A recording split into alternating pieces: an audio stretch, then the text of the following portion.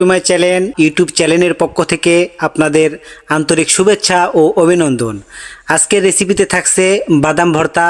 তো চলুন ঝটপট দেখে আসি আজকে কিভাবে আমরা বাসায় বাদাম ভর্তা তৈরি করব। তো এই বাদাম ভর্তা আসলে এর স্বাদ লোভনীয়। কেউ আবার এটা পছন্দ করেন, আবার কেউ পছন্দ করেন না। যারা এই বাদাম ভর্তাটি পছন্দ করেন মূলত আজকে তাদের জন্যই আমাদের আজকের এই রেসিপিটি। তো আমরা আজকে বাজার থেকে কিনে আনা বাদাম দিয়ে ভর্তা করে আপনাদেরকে দেখাবো। আপনারা চাইলে বাড়িতে ভেজেও এটা করতে পারেন। তো বাজারে যেগুলো প্যাকেটিং বাদামগুলো পাওয়া যায় আমরা সেখান থেকে একটি প্যাকেট কিনে এনেছি। তো সেই প্যাকেটটি আপনাদেরকে আমরা ভর্তা করে দেখাবো। তো আমি মূলত রেস্টুরেন্টের শেফ। তো রেস্টুরেন্টে যেভাবে আমরা বিভিন্ন খাবার তৈরি করে থাকি, আমি একজন ফাস্টফুড চাইনিজ শেফ। তো আমি চেষ্টা করব আমার রেস্টুরেন্টের রেসিপিগুলো আমার চ্যানেলের মাধ্যমে আপনাদের সামনে তুলে ধরার জন্য। তো অবশ্যই আমাদের রেসিপিগুলো ভালো লাগবে আপনাদের আশা করি, এবং রেস্টুরেন্ট স্টাইলে সকল প্রকারের খাবার আপনারাও বাড়িতে বানাতে পারবেন খুব সহজেই। আমরা সর্বপ্রথমে একটি পাটা নিয়েছি, এটাতে আমরা মরিচগুলোকে গুঁড়ো করে নিব। তো আমরা চাইলেও বাদামগুলোকে ব্লেন্ডার করতে পারতাম, তো আমরা ব্লেন্ডার করলে ওই অথেন্টিক স্বাদটা পাবো না, যার কারণেই আমরা আজকে হাতেই তৈরি করব আজকের সুস্বাদু বাদাম ভর্তা। তো আমরা মরিচগুলোকে গুঁড়ো করে নিয়ে পেঁয়াজ এখানে অ্যাড করে দিলাম, এবং এর সাথে রসুন আমরা অ্যাড করে দেব। অ্যাড করে দিয়ে এগুলোকে ভালোভাবে মিক্সড করে নেব আলতোভাবে, যেন এগুলো ভেঙে না যায়। এবং এখানে আমি অ্যাড করে দিলাম খাঁটি সরিষার তেল।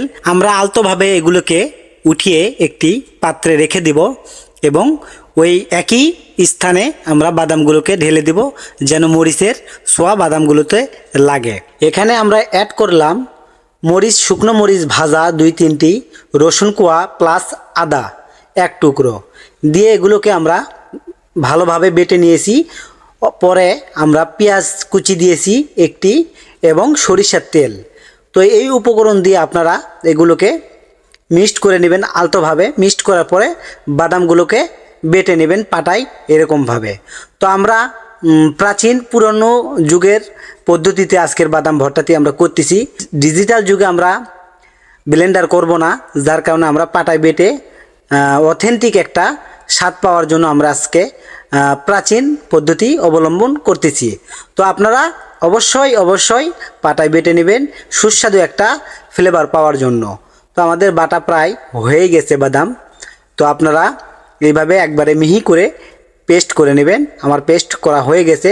তো আমি যেখানে মরিচ এবং পেঁয়াজ রেখেছিলাম, তো সেগুলোকে আমরা এর সাথে এখন মিক্সড করে দেব। মিক্সড করে এগুলোকে ভালোভাবে আমরা মিক্সড করব। তো আপনারা চাইলে হাতে গ্লোভস ব্যবহার করতে পারেন, অথবা গ্লোভস ছাড়াই এটা করতে পারেন, এটা আপনাদের যার যার ইচ্ছা। তবে রেস্টুরেন্টে আমরা সব খাবারই গ্লোভস দিয়ে বানিয়ে থাকি, যেহেতু এটা আমাদের বাসার খাবার, তাই গ্লোভস ছাড়াই আমরা করতেছি। তো আমরা গ্লোভস ছাড়াই আজকে করতেছি। তো আমরা সুন্দরভাবে এটাকে আরেকটু সরিষার তেল আমরা দিব এখানে অ্যাড করলে, যাতে যেহেতু খাঁটি সরিষার তেল, এটা একটা সুন্দর একটা ফ্লেভার আসবে। তো আমরা আরেকটু সরিষার তেল এখানে আমরা অ্যাড করে দিলাম। এবং এটা যে কত লোভনীয় একটি খাবার তা ভাবাই যায় না। আপনারা একবার হলেও এটা ট্রাই করবেন, অনেক সুন্দর এবং খুবই সুস্বাদু একটি খাবার। তো এই বাদাম ভর্তা আমাদের খুবই প্রিয়। তো মাঝে মাঝে আমরা বাদাম ভর্তা করে থাকি।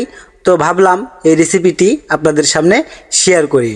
নেক্সট টাইমে আমি যেহেতু রেস্টুরেন্ট শেফ, নেক্সট টাইমে ফাস্টফুড চাইনিজ সকল প্রকারের রেসিপি আমার চ্যানেলে পাবেন ইনশাল্লাহ। যেহেতু আমার এটা সম্পূর্ণই নতুন একটি চ্যানেল, আমি অত গুছিয়ে কথা বলতে পারি না এবং নতুন ইউটিউবার, তো আমার ভাষায় ভুল ত্রুটি হয়ে থাকলে সবাই ক্ষমার দৃষ্টিতে দেখবেন, এবং রেস্টুরেন্টের সকল রেসিপি পেতে অবশ্যই আমাদের চ্যানেলটি ফলো করবেন। আমার চ্যানেলের মাধ্যমে রেস্টুরেন্টের রেসিপিগুলো শেয়ার করতে চাই আপনাদের।